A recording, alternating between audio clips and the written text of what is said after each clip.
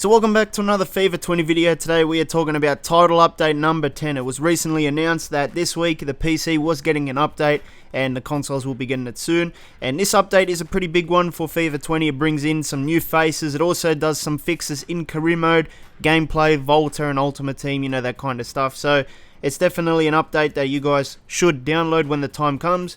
And we'll talk about everything you need to know in this video. I'm going to do all the reading so you don't have to. If you do enjoy the video, please leave a thumbs up for me because it always helps out the channel. And if you are new to the channel and you want to know all the latest FIFA 20 news and updates, make sure you subscribe today. Pro came out of hiding and gave us the pitch notes for title update number 10. So what I'm going to do is read this essay and then we'll see if I can show you any visuals, any changes as well along the way. So I think there's a few career mode fixes.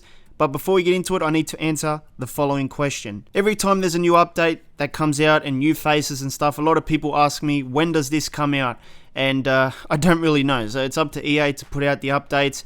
I don't know the times of the squad updates and all that kind of stuff.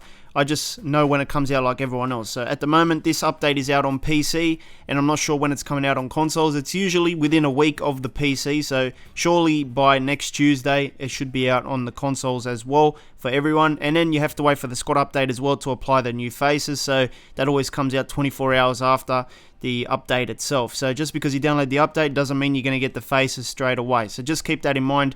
It's always been the same way with every update so far. So let's start with the gameplay fixes. They've made the following changes. Number 1, further increase the impact of the dribbling responsiveness change introduced in title update number 2. We've reached title update number 10 now, so 8 updates ago. Increase the responsiveness of dribbling when not using any dribbling modifiers or skill moves for players that have an average rating of 80 or higher between the attributes of dribbling, agility and balance. The effectiveness of this improvement will scale based on the average rating, with the least improvement being felt at 80 and the most improvement at 99. Number 2, increase the effectiveness of easy shots taken inside of the box from 45 feet or 15 yards or 13.7 meters and closer to the target. These shots are more likely to be on goal and not hit the post or miss the goal completely. The target is the exact location of where the ball is expected to go, determined through a mixture of directional input and the shooting assistance setting. Shots taken from very small angles are slightly more likely to be on goal. Reduce the maximum amount of time a player can stand at the kickoff from 30 seconds down to 15 seconds, so they've cut the time in half. Increased speed of goal kick pass animations. The changes to goal kick pass speed in title update number 7 impacted other set pieces as well, and the changes were reverted due to community feedback. The change in this title update only affects goal kick pass animations and no other set pieces. Green time shots are now less impacted by error. Adjusted green time shot targets to be more effective. When transitioning into a set piece, players will have to apply their directional input after the transition in order to perform the set piece quickly. This change prevents accidentally triggering set pieces when holding the directional input and rapidly requesting pass or shoot actions during the transition. Increased exit speed when sprinting out of a strafe dribble for players that have an average rating of 80 or higher between the attributes of dribbling, agility and balance. This action can be performed during a strafe dribble by sprinting in a specific direction. The exit speed and duration will scale based on the average rating, with the least improvement being felt at 80 and the most improvement at 99. And they also addressed the following issues. A specific button combination was causing the second defender switch icon to disappear temporarily. Offside logic was detecting the wrong pass receiver in some situations. This was occurring when two potential pass receivers were closely positioned, with only one of them being offside. So that's all for the gameplay fixes. Now we're going to take a look at Ultimate Team. So for Ultimate Team, they've addressed the following issues. The Squad Conflict SBC pop-up was not considering all available squads for conflicts. The transfer list tile was sometimes displaying incorrect numbers. On-pitch visuals were sometimes overlapping after a goal was scored in squad battles. Sometimes manager items were listed as having 0% negotiations. Some badge rewards were clipping through the background on the season progress screen. In King of the Hill, the UI was not always showing how much a goal was worth until a goal was scored. During Foot Club creation, the lone player item appeared to be placed in the wrong position, even if the player placed them in the correct one. This was a visual issue only. Concept player items in the active squad were not automatically replaced by an active player item obtained through the transfer market tab on the squad screen.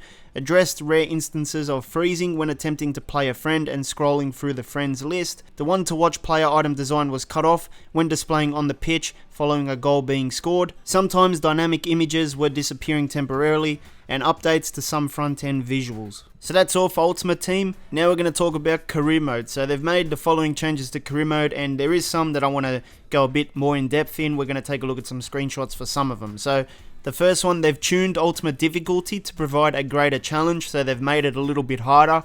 Now, with my experience with ultimate difficulty, I found it a lot more difficult on Ultimate Team when you play squad battles, so maybe they've tuned it to be more like Ultimate Team. They also added in squad hub and team management links to player conversation, so I'll show you exactly what this is. So when you go and do a player conversation, you will have two things there. You press a button, it will take you to the squad hub or the team management, and it'll take you to exactly the same player that started the conversation with you in the player conversation section. So let's say he requested a transfer. There's like a shortcut you press, it'll take you to the squad hub and you can put him on the transfer list. It's going to save you a bit of time. I think it's pretty useful. And they also adjusted some color options for some manager hairstyles. I'm not sure exactly which ones are which, but it's something you might notice if you do certain hairstyles. Continuing on with career mode fixes, they've also addressed the following issues. They've removed player form indicators from displaying in career mode and sometimes overlapping with other UI elements. So these form indicators are now going to be in kickoff only. I don't know why they got rid of them. I do like seeing the form indicators, but most of the time they did get caught up with the other icon. I think it's I can't remember, was it the emotion one where they're happy or sad or something like that? But they got rid of it for some reason. So now when you go into career mode, you're not going to see any form arrows. It's just going to be those smiley faces and stuff. Basically the morale icons. And also in player career mode, when editing goalkeepers, they were not displayed as wearing a goalkeeper's kit. So they fixed that one now. On the update, you could see that when you go to edit your goalkeeper in player career, he comes up with the goalkeeper kit.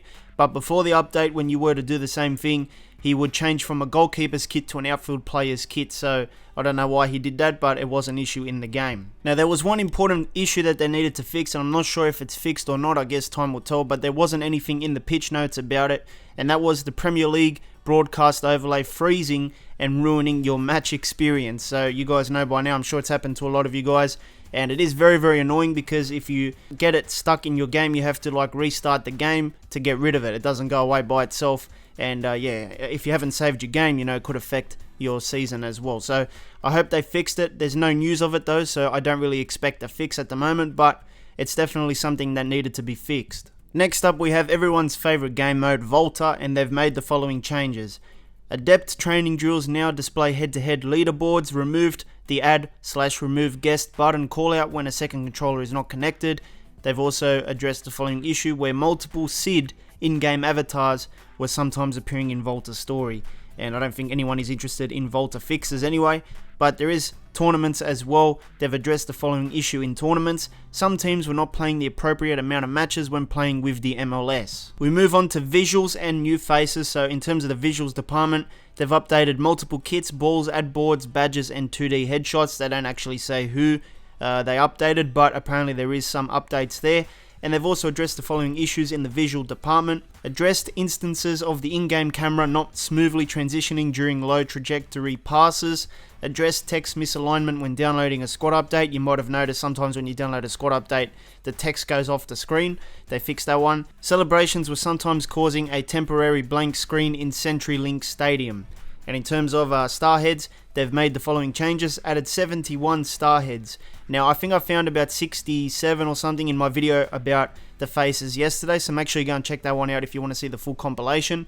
But there was a few missing. I think we're waiting for the squad update to bring in maybe one or two extra faces. I think there's a Mourinho face as well that got added. And the squad update features player faces from PSG, so there is a lot of PSG faces that got updated here. Neymar looks fantastic, Mbappe got updated, Cavani looks like Tarzan. There's also some Roma player faces, but the majority of the faces do come from South America, so EA has updated a lot of South American club faces, and these were basically the partner clubs. And I also have to let you guys know that once you download the update, you still need to wait for the squad update to get the new faces. Some faces will get updated with the update. Players that already had a real face will get their new face through the update, but for the rest of the players that went from generic to real face, you need to apply the squad update to get it. It's just how it works, and I don't really know what time these updates do come out for everyone, so you just have to keep on checking. Make sure you check out another FIFA 20 video by hitting the card in the middle, and I'll see you next time.